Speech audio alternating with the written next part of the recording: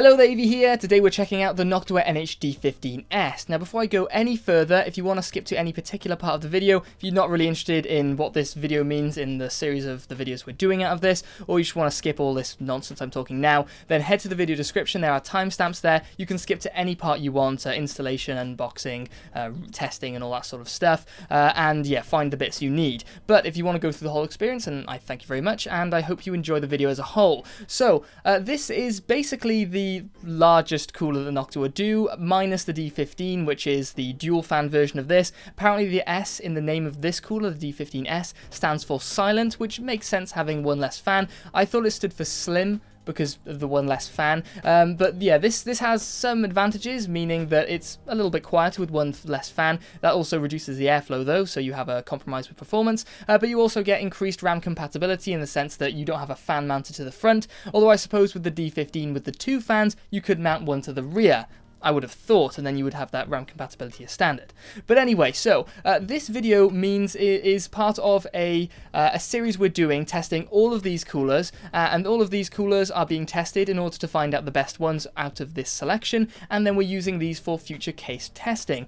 Before we had a pretty decent methodology for testing cases, and the reviews were pretty in-depth, but I want to make them even better, so we're going through this whole rigmarole of testing lots of coolers to find the best in each of these size categories. So when we get a case that can say it can fit a 125mm cooler, when we'll put the sort of biggest one that we can possibly fit in, which will be the 120mm cooler that we have, which right now is looking like the D9L, and so on and so forth. 160mm compatible case will put in the 160mm cooler. So moving on from that then, if you want to check out any prices for this particular cooler, then you can go to the Amazon affiliate links in the video description, and there are prices for all the different regions that are there. If it turns out to be the best price in your region, then if you do pick one up, it will give a small kickback to the channel between about 4 and 12% of the value of your purchase, and I appreciate that if you consider using those. But apart from that, I think that's all that's there to cover, so we'll go straight into the video and start off with the unboxing. So here we have the Noctua NH-D15S, which is visually similar to the NH-D9L, only a whole lot bigger, and hopefully without the mounting clearance issues. The D15S, as noted by Noctua's silver sticker, informs us that this is the single fan version of the D15, which allows for higher RAM compatibility. I also wanted to bring attention to the sheer weight of this cooler, sitting at nearly 1 kg without the fan. Of course, adding the fan pushes the unit as a whole past the 1 kg mark, and if you wanted to read some more specs from the box, you can pause the video here. So moving on to what's inside the box, unsurprisingly there's a lot of packaging. The entire contents is encased in closed cell foam panels. For the weights involved, all cardboard perhaps wouldn't be the way to go to ensure safe delivery within the target margins. But breaking out of the closed cell foam is the traditional cardboard packaging we all know and love. Well, maybe that's just me. Anyway, there are now 2 separate boxes available to us, and we'll be quickly covering the accessories box first. There's quite a simple set of parts laid out here, nothing too overwhelming, which is not a bad thing. Check out the H5 Universal if you want more hardware for your money. First up are the user manuals, which describe the mounting procedure for all the compatible sockets, and all the compatible sockets can be found on the screen now, Intel up top and AMD below. Note that for the AM4 socket you require the NM-AM4 mounting kit, which you can have sent to you for free as long as you provide proof of purchase to Noctua. You may have to wait for a while for it to be delivered though, so if you can't wait for that, Noctua recommends you buy it from a reseller. I've put some Amazon affiliate links to the AM4 mounting kit in the video description, where it costs around £7 or $8. Moving on, we have the well-known Secufirm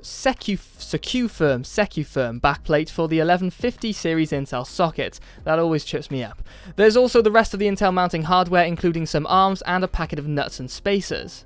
There's also the AMD equivalent for their sockets apart from the AM4 socket. And last but not least, there's the common parts pack, which contains an extra set of fan clips, 1 or 2 applications worth of thermal paste, a low noise adapter which for all intents and purposes is a voltage limiter and is made fairly redundant by the native BIOS fan curve, and finally a Noctua badge. And just in case you thought I forgot, here is the long number 2 screwdriver that's contained within the package in all its shiny glory. Now onto the real deal, what we've all come here to see. This is the Noctua NH-D15S, and it's a little bit lopsided. This was actually something I wasn't aware of myself coming into this review, but here we have it. You can tell by looking at the heat pipes there's a substantial imbalance here, but as long as it works, that's all that matters. But before we get ahead of ourselves, it's not going to work with the protective cardboard sheet in the way, so that's got to go for a start.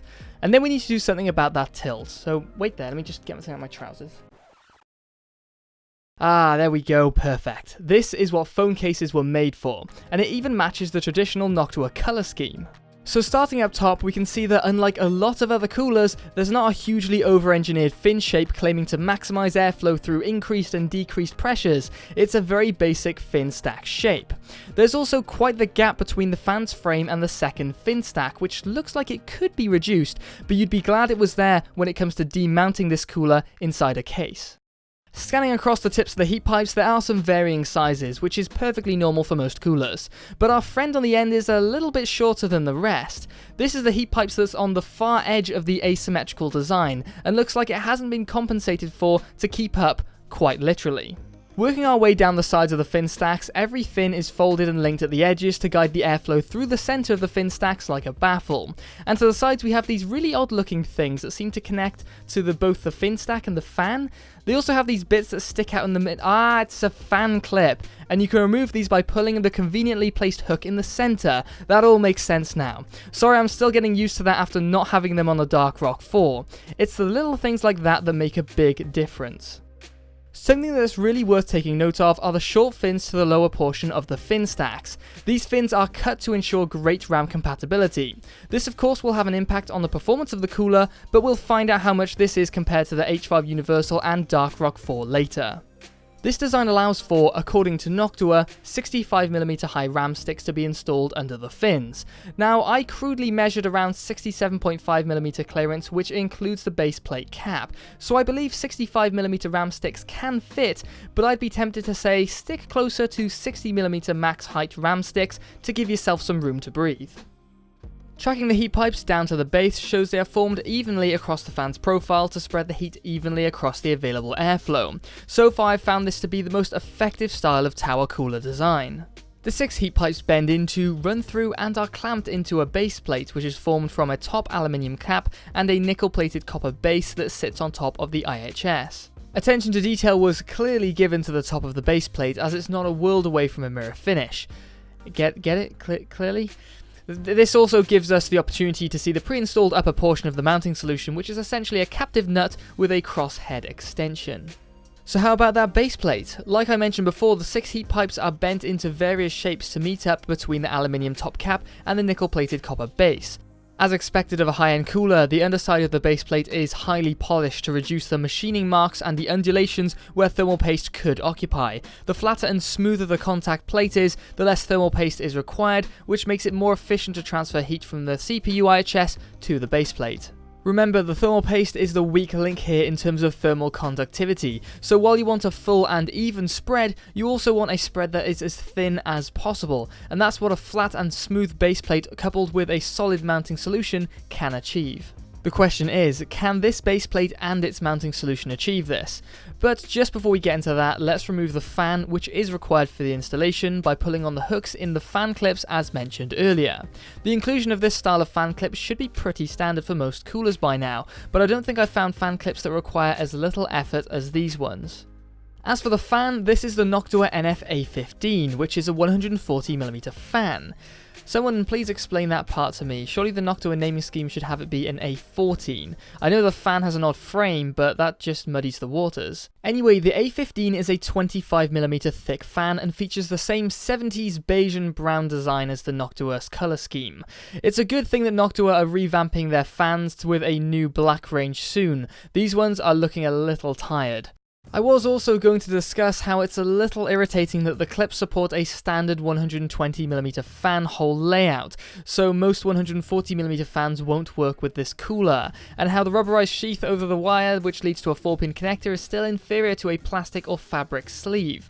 But I got distracted from the different specifications of the NH-D15S's NF-A15 PWM fan to the standalone NF-A15 PWM fan. Notice how the low noise adapter specs of the fan that comes with the cooler on the left is the same as the standard specification of the standalone A15 on the right, when it's not using a low noise adapter. This was the same issue with the NH-L9i's NF-A9X14 fan. We have two fans named identically, but they have two completely different specifications. different fan speeds, different airflow characteristics, different noise outputs, different power ranges, and most likely but not stated, different static pressure capabilities. Now, last time I came across this issue, I had a discussion with Noctua, and they informed me that fans they are releasing now which have different specifications are going to be named with differing suffixes. But until all of their current range has been changed, I can't drop it. Remember, Noctua made this bed, so they have to lie in it. Noctua, you make some great products, but your marketing team or someone higher up is letting you down and is tarnishing what is otherwise a good reputation. Sort this shit out and quit lying to your customers. So now it's time to install the D15S and get some test results out of it. And here's all the stuff you need to get started with the mounting to an LGA1151 socket. There's really not a lot here for a cooler of this size, just a backplate, some mounting arms, some spacers, and some screws. Starting off with the backplate, round to the back of the motherboard, the posts need lining up with the holes of the motherboard, and they can be pushed through to the front. It's worth using one hand to hold it in place, or you can rest your motherboard flat on a desk at this point. Head round to the front and install the spacers and the arms that are fixed in place with the nuts. At this point we have a mounting platform to fix the cooler to. For a cooler of this size, this is ideal since it doesn't require much attention to keep the cooler aligned perfectly. All that is dealt with by the screws. Of course, before we install the cooler, we need some thermal paste. I'm not using the included thermal paste since we want to eliminate as many variables as possible. So we're using our control thermal paste, which is Arctic MX2, and we're using a lot of it. Since we don't know how this mounting solution is gonna turn out, we need to make sure there is full coverage, and any excess will be squeezed out of the sides due to the mounting pressure. We'll see how it all spread out and how much was wasted just before we check out the thermal results later.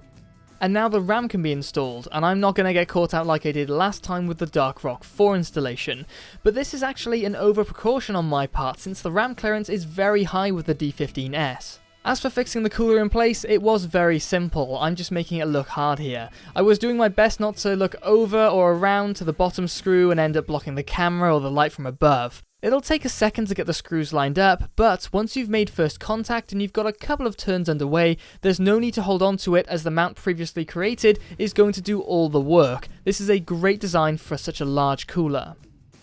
As for the fan, the first time reinstallation of the fan was a touch difficult because of the graphics card, but I didn't need to remove the graphics card, which is a definite positive. The clips are nice and light, so there's not a huge amount of force required to install and remove them. And since the RAM is already installed, it's just a case of connecting the fan to the CPU fan header, turning the system on, weirdly enough one of the only times I've not had a RAM post issue or double post, and now we can get into some noise testing. So as for the sound test, this is a very basic, crude, simple sound test. It's very perceptive. There's no decibel meters or, sound dampened rooms or, enclosures to be able to test this thing in. It's very much, here's a microphone, here's what I sound like talking about the thing, and here's what a mouse click next to it sounds like.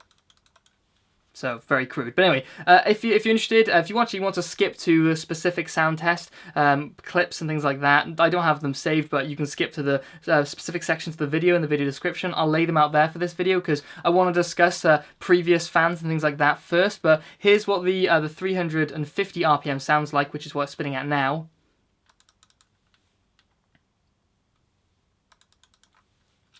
So, I can't hear it at all. At this distance here, can't hear it at all. Here, I can just about hear the fan of the power supply unit, but not this one here. I have to get very close to be able to just hear the air being passed through. There's zero motor noise on this fan, which is really nice. So, from what I've been able to tell, this spins down to 350 RPM, but I think the target, it doesn't say on the box, is 300 RPM plus or minus 10%, and it spins up to 1500 RPM. Now, I'm going to throw up some specifications here of this cooler's fan, as well as the other previous coolers that we've had on, so the last two reviews we did, which was the Cryorig H5 Universal and the Dark Rock 4 from Be Quiet, and then we'll have the NH-D15S down here. Now, the fan range on the Dark Rock 4 and on the Noctua NH-D15S is wide, it's very wide. So I believe on both of them, I actually can't quite remember the Dark Rock 4. I believe it's basically between 300 and 1500 RPM, there or thereabouts, at least it is for the D15S, or the A. That's actually one thing I want to point out. Noctua's naming scheme was actually pointed out to me quite a while back when I was doing low-profile coolers, and I thought, the naming scheme was a little unusual perhaps, but I didn't look into it all that much. But somebody informed me and said it actually makes a lot of sense. Let's say the Noctua NH-D9L. N is for Noctua, H is for heatsink, D is for a dual tower stack like this system here, hence the D and the D15S. And then you have the 9 stands for a 92mm fan, and the L stands for the low profile range of coolers. Makes sense. Now as for this cooler, it gets weird because it's called the NH-D15S, but it's got the NH-A14, or A15, sorry. This is where it gets confusing. It's got the NH-A15, which is a 140mm fan. So it's a D15S with a 140mm fan. I thought it was supposed to be, you know, knock off the 0 and there's your, you know, and or knock off the yeah. Does anyone get what I mean here? Is it just me, or is it just that they've sort of, this doesn't quite work with the naming scheme? If not, why have 15? Why not have 14? You know, and why have 9? Why not make it 10? You know what I mean? It kind of muddies the waters quite a lot. So it would be nice if Noctua could actually organise their naming structure properly, so we're not having this kind of weird confusion. Now, I do have an understanding that there is some really weird mounting sort of capability of this fan, but I kind of don't get that either. So inform me in the comments if I'm completely off base. Anyway, this fan, so it has a really wide range of 300 to 1500 RPM, great for PWM control. The H5 Universal doesn't have a very good sort of range of control. It goes from like 700 to 1300, which is only 600 RPM. It starts off fast and it continues being quite fast when you know, kick it up. So it's not very good, but the Dark Rock 4, which I think is this cooler's main competitor in terms of, well, in relatively price and performance in terms of acoustics, things like that, it's its main competitor. But I can't hear it at this rate. So let's shift on. I've been talking for about 3 minutes now. Let's shift on to 60% on the PWM fan curve. Let's see what that sounds like and how fast it is. So 60% on the PWM fan curve, we're looking at 950 to 1000 RPM. I can actually hear it now a little bit, so this is what that sounds like.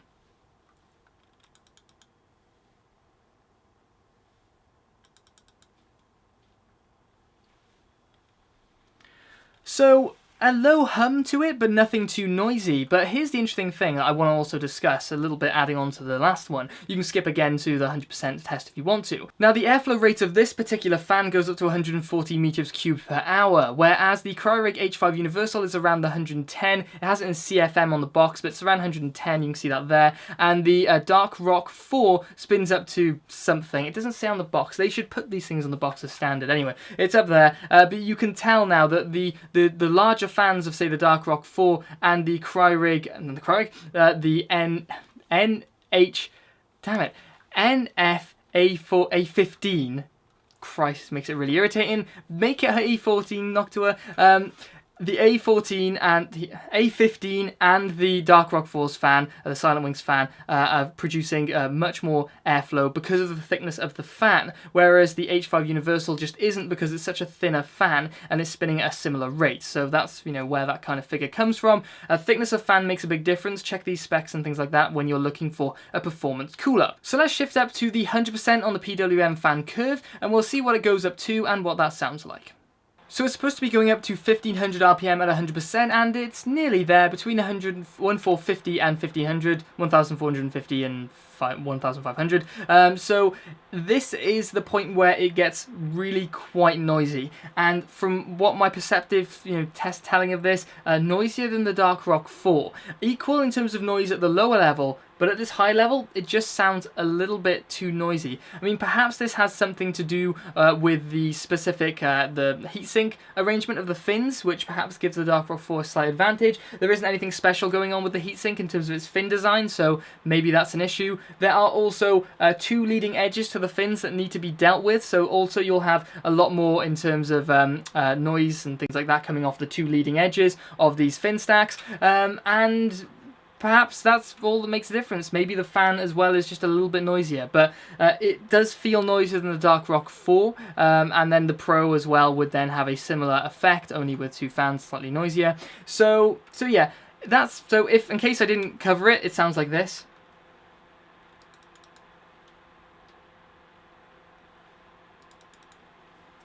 I've got terrible short-term memory, so hopefully I didn't cover it twice. But anyway, that's pretty much that. So let's head on to checking out some B-roll footage to see what it all looks like in situ. Won't be too much of that. We'll go for a minute or something. And then we're going to go check out the thermal paste application just before we head into the thermal testing results to see how this performed in comparison to things like the Hyper 212 Evo, the Dark Rock 4, the H5 Universal, and then some other smaller coolers just to round things off.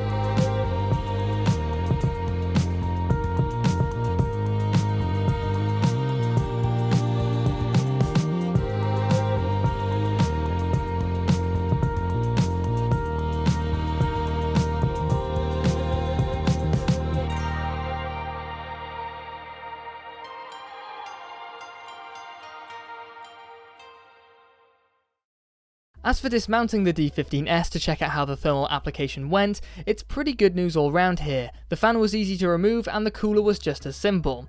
And this is why I have a cushion below the cooler. Sure, there is the potential of static charge being increased with a microfiber cloth on the system, but I'm not doing anything crazy like wiping the motherboard down with it, so it's fine. Anyway, back to the thermal paste application. I'm pretty happy, in a strange way, to report that there was plenty of excess squeezed out of the sides of the base plate of the cooler, and there's a pretty thin layer left on the IHS, as well as a fair amount of excess to the edges, but not too bad. So with all that out of the way, let's check out some thermals. A quick breakdown of how the graphs work is as follows, but feel free to skip ahead if you've heard or seen these graphs in previous videos. The grey bars represents frames per second, which in these cooler results don't really move much further away from tolerance, so it's not really worth paying much attention to them. But I like to keep track of both a visual and a thermal metric to cover performance thoroughly. Speaking of the thermal metric, the blue bars represent CPU temperature in degrees Celsius, which is also presented in a delta T format, which basically means the ambient temperature of the room has been subtracted from the temperature of the component. This makes comparing results more straightforward. The purple bar tracks each cooler's height, and you'll notice the graph is ordered by height with the shortest cooler at the top and the tallest at the bottom. It's worth noting we have tested smaller coolers, but to make the graph less of a headache to look at, they're not included in this one. I've also added an additional level of sorting to the graph which sorts by CPU thermal performance after cooler height. This means the graphs will move around a little here and there, but I'll highlight all the talking points as we go. And lastly, at least for the graphs, I've included a blue dotted line which is the CPU temperature trend line. This helps to make snap judgments of cooler's performance relative to the performance of the group. And just as a final couple of points, all fans on the test bench, so that's the CPU coolers fan and the graphics cards fans, are running at full speed throughout the tests.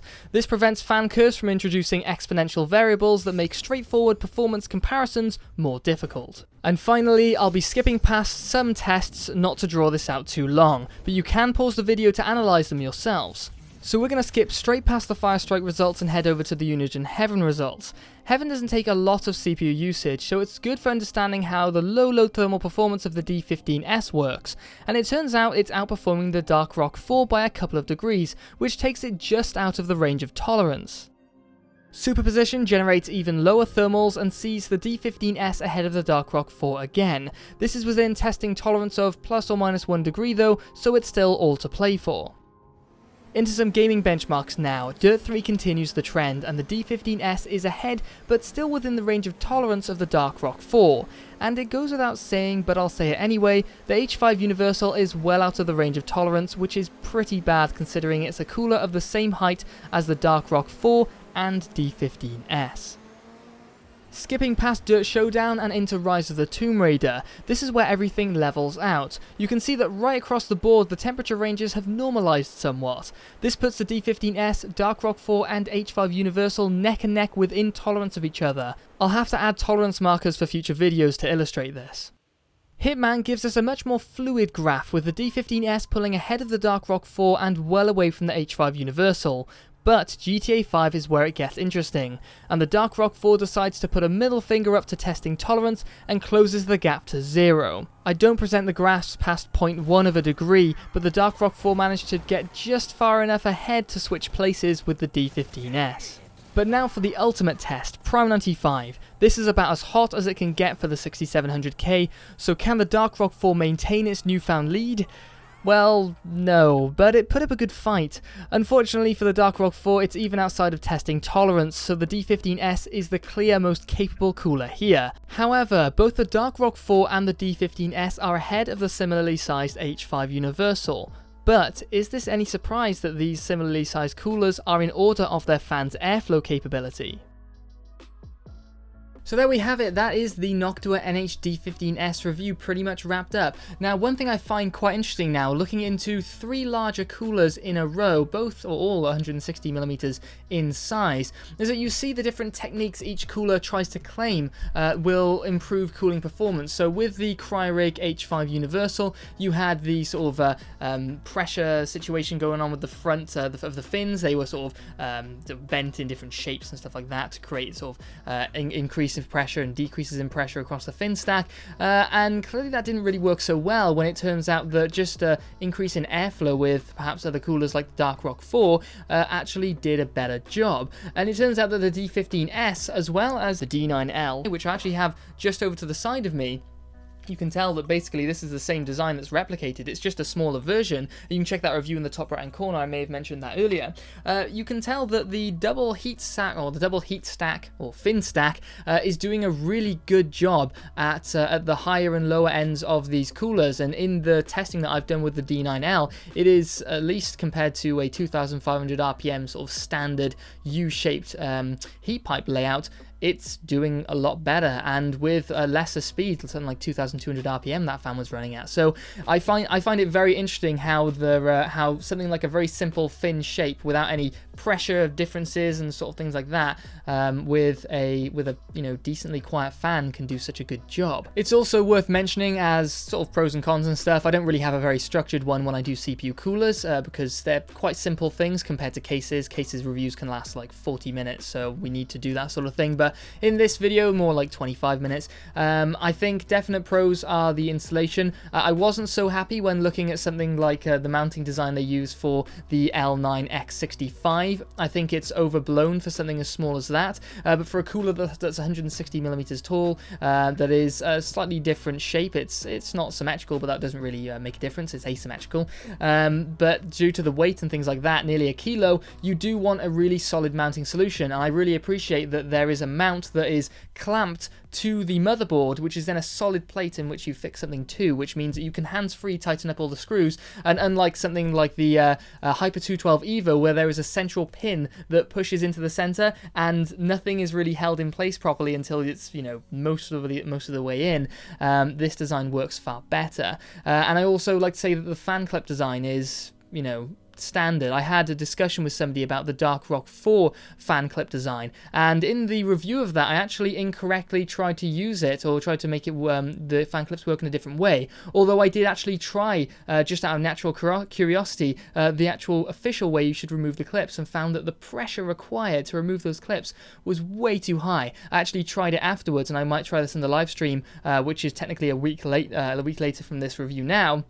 I might try that I will try that on there and represent how it's still a very faulty fan clip design, because it is. The ones with this cooler though are by far the easiest ones I've had to work with. They're very light. I would definitely say first time builder this would be perfectly acceptable for someone like that. Although it doesn't look the best, obviously the beige and brown color scheme is looking dated, even though it's their style. They are introducing black coolers to the market. I'm very much looking forward to the L9i that's coming out in its black version. That'll look fantastic, and I can obviously compare that to the painted fan version that I made of the L9 and the A9X14 fan in particular. I didn't paint the L9i, by the way. But anyway, it would actually be interesting to see how my black fan, or how the black fan of the L9i, black version, would look on the silver version in comparison to the fan I created, and vice versa.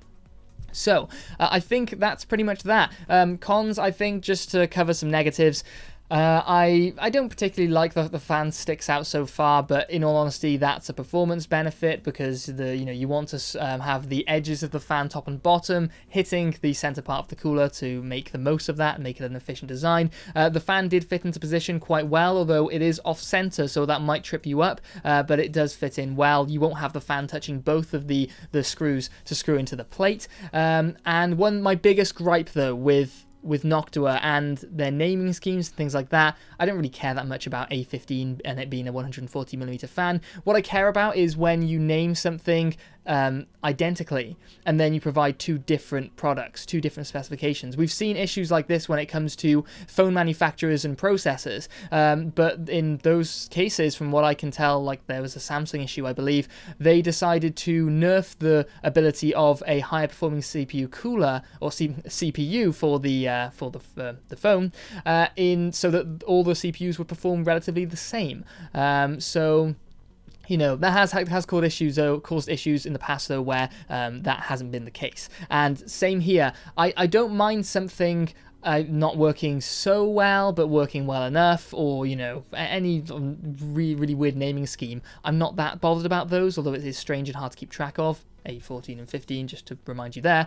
But I am bothered when companies lie, essentially. And it is lying. It's not telling you something that they know to be different. And that is bad. I mean, I don't think, should it be acceptable? Is that an acceptable thing? What do you think? I personally feel that it's completely unacceptable, and they should change their range immediately, and they should issue just a statement to say, this has changed and these are the reasons why. And yeah, I know that the H5 Universal, I'm going off tangent now, I know the H5 Universal actually stuck a sticker onto their Intel multi-seg bracket. And that, because I assume there was some copyright infringement or trademark infringement with the Intel name, so they had to do that. So they did that part way. They did it with the sticker, so it's not great, but they did something, whereas Noctua is not doing anything at all. So that's pretty much that. Again, if you want to check out the price in your region, head to the Amazon affiliate links, which should be there they're in the video description. Again, for the what's it called now? The NM-AM4 mounting kit for AM4 sockets. That's in there as well. And I think that's pretty much it. If you want to check out any more cooler reviews in the future or previous ones, then you can check the playlist up there, I believe. I'm trying to set this up. I sort of make it up as I go along. But yes, and if you want to perhaps support the video or the channel on the YouTube side of things, you can like or dislike the video and let me know what you liked and didn't like, so I can improve these things in the future. And if you want to suggest anything for future content, that would be fantastic. If you want to support the channel even further though and go above and beyond the Call of Duty, then you can always join the Patreon, which should be somewhere there, and you can donate whatever you like. We've had a pretty solid turnout so far. We've got something like 6 patrons, which actually bring in a not insurmountable amount of money, which means that we can do large processes like this, where we have, something like, I don't know, £300-400 worth of CPU coolers that will need to be sold, but they can be brought in to be able to test them, and then we can sell them off. And it means just I've got a bit more capital to play around with, that I can do interesting things. So I think I mistimed the video as well, because that has to turn up 20 seconds before the end of the video. So without further ado, thanks for checking this one out, and I will catch you in the next one, which will be the Scythe Mugen 5 Rev B review, which I'm really looking forward to. It's looking like a very similar setup to the Dark Rock 4, only sort of a hybrid between the Dark Rock 4 and the NH-D15S. Right, see you guys.